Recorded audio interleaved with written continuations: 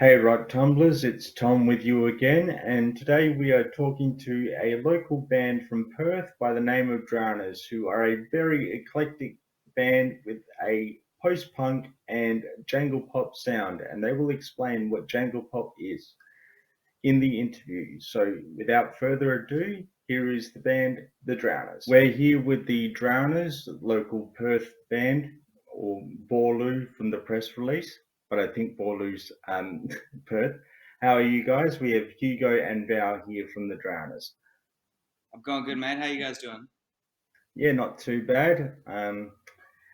Just enjoying the heat and everything. What about you? Yeah, slightly perspiring over here, definitely. So, tell us a bit about the origins of The Drowners. Um, Because everyone loves a good origin story. what is our origin story? What's it? Lex Luthor, isn't it? What turned? We were kind of a pandemic baby in a lot of ways. Uh-huh. Um, it I have sort of played before with a few other people, but like mainly as a bass player. But I've always sort of Hmm. sung. It was sort of my first real attempt at songwriting, which has sort of been sort of a frustration inside of me for a long time. And so just during the pandemic, I just got a guitar and I just had nothing else to do but sit in a quite depressing low lit room. And then I just wrote pretty much a whole set. And then knew I knew a band. There was an old shoegaze band called Montana Wild Hack that I was friends with Hmm. all the members in, and basically, um, Leah and Tobin, the two singers in that, got married and moved away to Geraldton.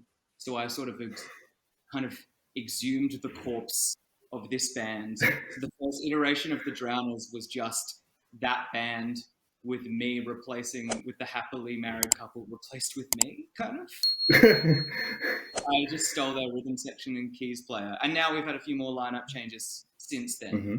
But that's kind of how it happened. It was just sort of this um, good moment of synchronicity, just because I had a set's worth of songs, and there was just a sort of skeleton of a band that all conveniently like lived at the same house, and so we Hmm. just sort of made our HQ this sort of dusty kind of little hovel shed in Fremantle, and then we kind of came out of there as the Drowners. a, a real garage band, you would say. A shed band, it's different. Shed bands are like garage bands, except they're somehow dustier, and also all of our equipment got covered in caterpillars every time we left Oh it. no. I'm not kidding. I had to clean caterpillars out of my amps like all the Oh time. no. I think they added to the time. I think they insulate it in like a really beautiful way. That's how it's So, Vox mode. so your sound can be described in a lot of ways. I believe on your Facebook page it says dark post punk with synth elements for nice people. And from the press release or the interview request that you guys sent our way, you described the song that you sent, which is Dancing for a Dollar, which we'll discuss soon, as jangle pop. So, how would you describe your sound to someone that's never heard you before? Um, I how would you? Can you give it a crack? Um, like 90s alt rock with like Joy Division, New Order, Yeah, like blended into one. it's that kind of like there's I think you we had a lot of a lot we had so many ideas about what we thought it was going to sound like, but I think ultimately it sounds like kind of a bit of placebo meets a bit of pulp and like a bit of new order. There's like a Oh, there's like an alt rock element to it, but there's this real through line of like quite grand dancey 80s like new wave kind of stuff. yeah, that's what really captivated me about your sound. So, what has been your favorite gig so far since your inception? We Should we do the full scale one? Yeah. Yeah. We supported a metal band at like this little like metal festival they put on at Badlands. Yeah. They're like a great Right before Badlands passed away. Yeah, exactly. Yeah. We kind of finished it off.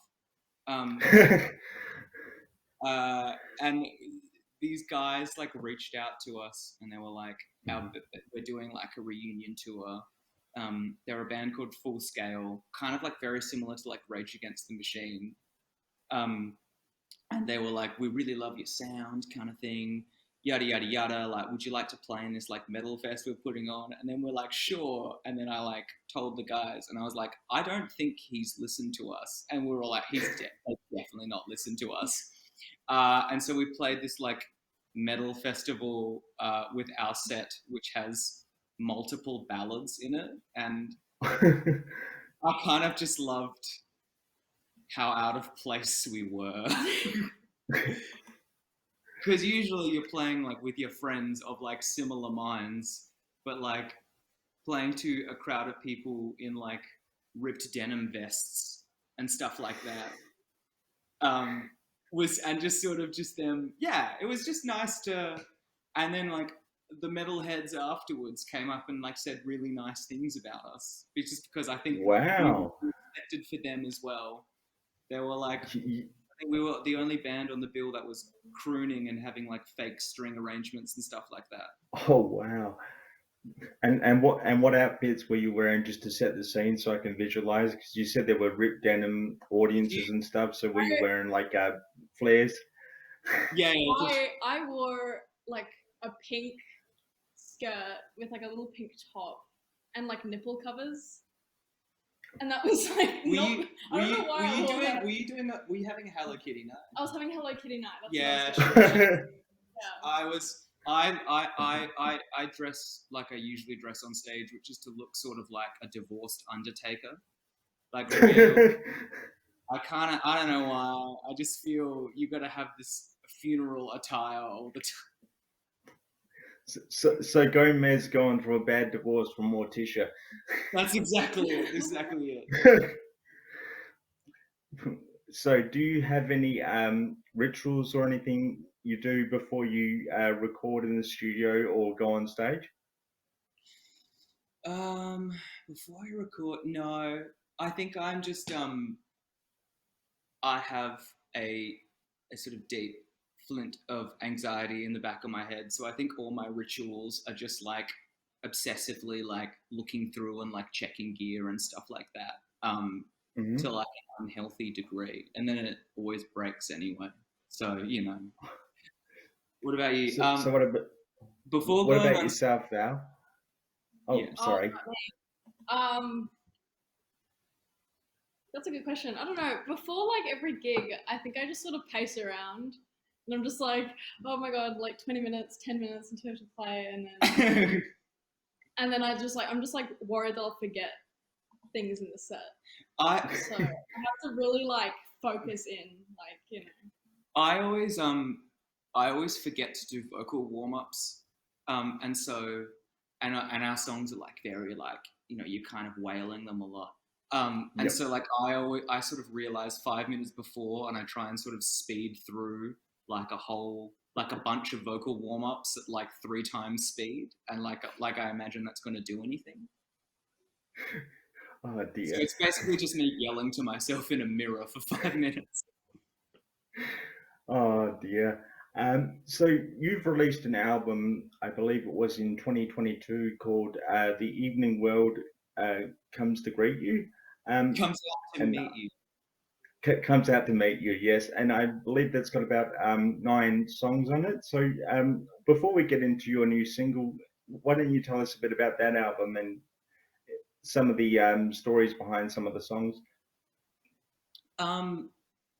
That album, that actually, it's an EP actually. Oh, sorry, EP. We released, I think we released like a demo tape before that. That was the first thing we ever put out, and mainly because after I didn't want to be a band that had no music out there, and so like we pretty much a couple months after we formed, we recorded this like demo tape just like in the shed just to put out there, just to sort of send at people or like anybody who would listen, just to sort of just throw it at promoters and stuff.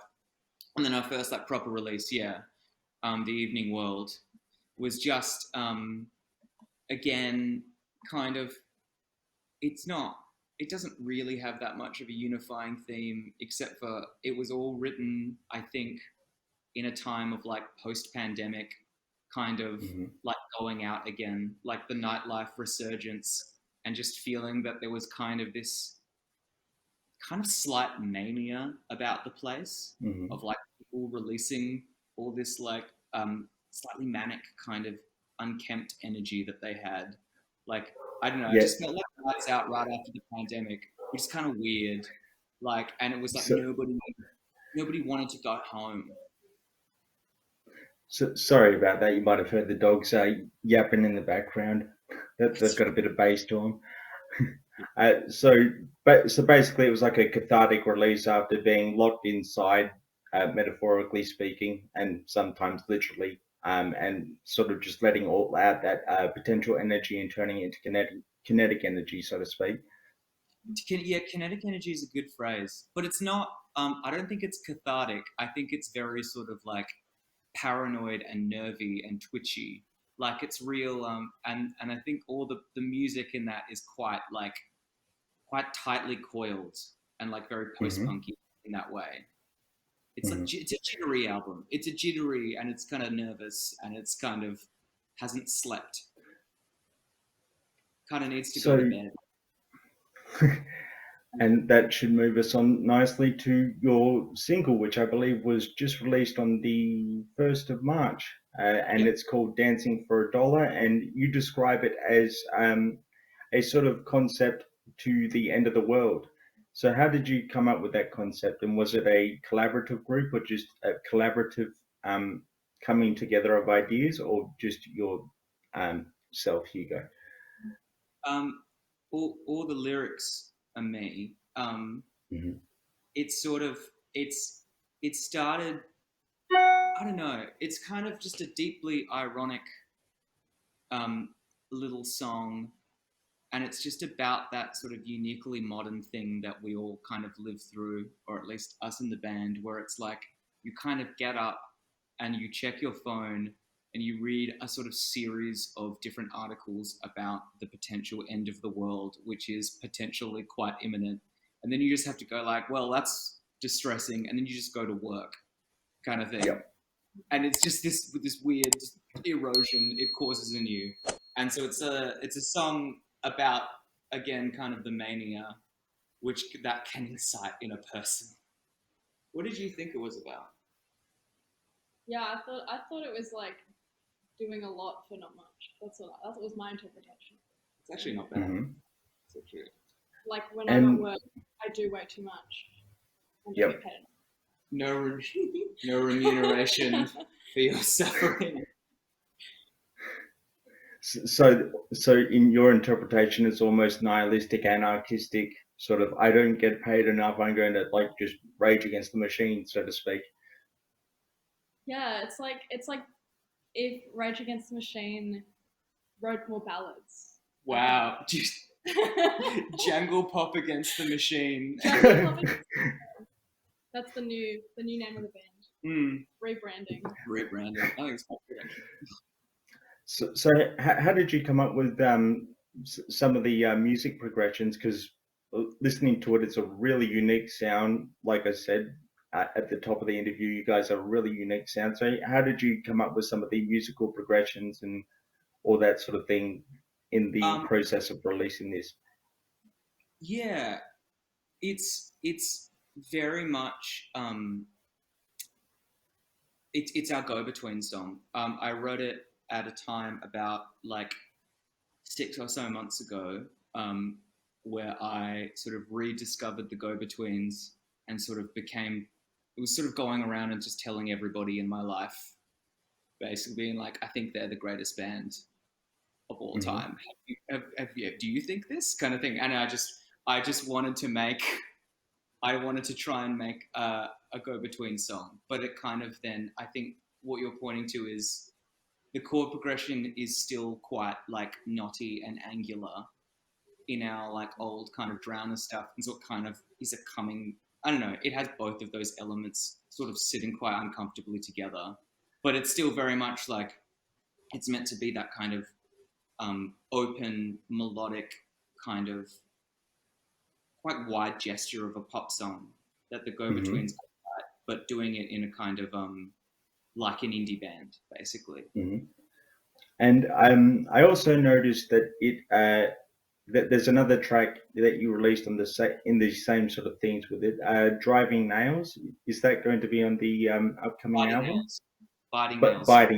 biting nails. Right, sorry, I misread that wrong. Yeah, so we have got a new EP recorded and nearly finished, and so they're all going to form sort of parts of that. And I think both of these songs definitely are representative of like the slight change in sound that's coming from it. I think they were recorded very differently.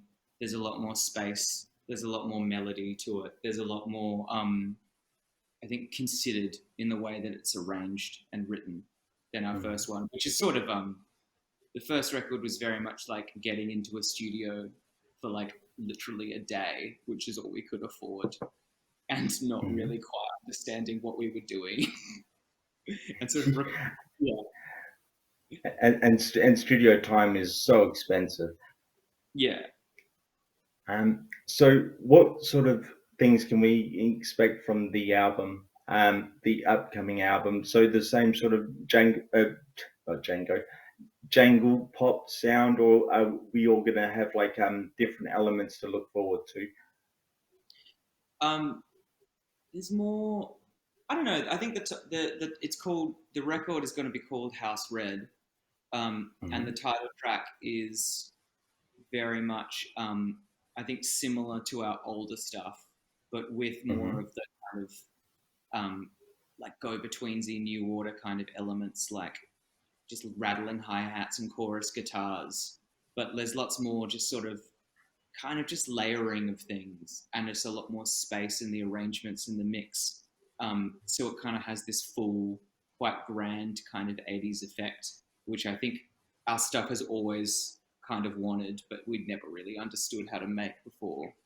And then what else we got? So there's the title track, and then there's the 2 songs released, and then there's a couple more songs after that. There's one called James Bond Theme, which is, yeah. I had this very stupid idea, which is that people would be Spotify looking up like James Bond themes and accidentally listen to it. Yes, there's another one. That everyone counts. That is smart. That is clickbait marketing. Well, it's clickbait marketing. No, clickbait listening. Yeah. Does it have the same sort of symphonic James Bond-esque epicness about it? It tries to, but in a way, but like using using the resources we have at hand. But so it's sort of, it kind of crescendos into this thing where it almost tries to recreate like a kind of orchestra, but just with just big synths and just like quite cascading like glacial guitars kind of thing, but uncomfortably kind of harsh tones about it. I like it. It's like it sounds more like do you know there's a band, Australian band called The Apartments? I can't say that I've heard of them, but I will look them up after our chat. He's this guy named the main guy is a guy called Peter Milton Walsh, and he's, I think, maybe my favorite Australian songwriter. Just a great band, like similar era to the Go-Betweens kind of thing. And they're just, bands, those like, I don't know, they can kind of write the same song again and again and again, and I will just always love it exactly the same amount. They write. Mm-hmm. There's this kind of apartments ballad that they do, and Mm-hmm. it's very much. And I think I keep now trying to rewrite the apartments ballad, just because I think it's just such a kind of mesmerizing effect that it always pulls off, and it just always pulls it off. Like it doesn't really have to iterate all that much for me to just Uh-huh. kind of fall in love with it again. That sounds really cool. I'm definitely going to have to check them out. So shall we do a quick get to know of both of you? Both of you. Sorry, my improper language is coming out. So this is a segment I like to call top three. So we will start with Val, if you don't mind. Sure. Okay. So Val, what's your favorite food? Mm, that's a good question. Actually, I don't know. I like sushi. No, sushi's my favorite food. It's good. Okay. Um, what's your current favorite song? Big Mouth Strikes Again by the Smiths. And it's By the Smiths. because I went to the Smiths tribute band like a few weeks ago. Uh-huh. So I was like, yeah, I just remembered that song again, and I was like, yeah, this song eats. That song does it. That is an awesome song. Yeah. And dream bassist to have a jam session with.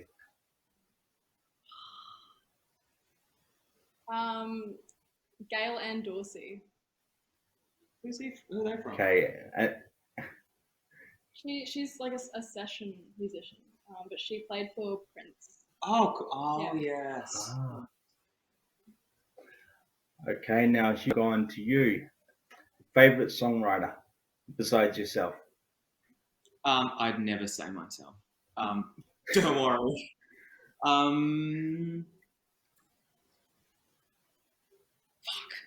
That's a big one. I'm gonna go.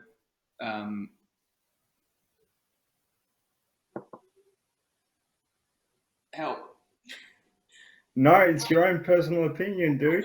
Oh no! I'm gonna do. I'm personal opinion. I'm gonna go. Scott Walker. Okay, and for those of us who aren't good with names, who's that? He was the sort of part of the '60s, like kind of Baroque pop group called the Walker Brothers, and then went on to have one of the weirdest out there solo careers I think any artist has had. But in the '60s, he cut four solo albums called Scott 1, Scott 2, Scott 3, and Scott 4, which he wrote the majority of and are just the kind of, they'll floor you, basically. Okay. I'm gonna have to do some research. Got one of the best voices ever committed to record, but also just a very unique, affecting songwriter. Like kind of I don't know how to describe him. He loves. It's very like European, but like kind of like Baroque pop and huge string arrangements. But it kind of Okay. slides into psychedelia a bit. Okay. And favorite concert you've attended as a concert goer? So not played, but as a fan. As a fan, you know what? I'm gonna do me. Oh, actually, you know what? No, I got best one. A couple months ago, I went to Melbourne to see Sparks, Ooh. and I took my dad with me because he is like an old Sparks fan from like the '70s. And the day of the concert, we ran into the singer Russell Mael at the art gallery, and kind of just me and my dad just like stalked him for a little bit, and then until we finally got the courage to like go and ask him for a photo. And it was a great day. That's funny. And Yeah. last question. This one's a bit easy. What's your favorite dessert? Favorite set? Tiramisu. Oh, nice choice.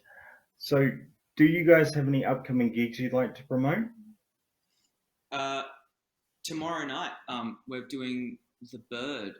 We're playing at the Bird in Northbridge for the Dancing for a Dollar single launch. and we've got really cool lineup supporting us. Josiah Pavman, a new band called Symmetrical Dogs, and some good friends of ours who are also a really good band, Teen Angst. Okay, that sounds really cool. So the QR codes will send everyone to your Instagrams and your Spotifys and all that, so everyone can check out your sound. And I really think they should, because your sound is really unique, especially for pop and but basically pop. And I would describe you a little bit as rock. Thank you. And yeah, like pop rock, and that can be very expansive. So yeah, guys, I would highly recommend checking these guys out. They've got a very unique sound, which is amazing in the current climate, which can sometimes sound very similar. So definitely check these guys out. They're a band on the rise, and we shall get together again sometime, hopefully with the whole band, and after you've released some more songs, if that would be cool with you. Awesome, we'd love to. Alrighty. Thank you for joining me, guys, and I will see you all next time, Rock Tumblers.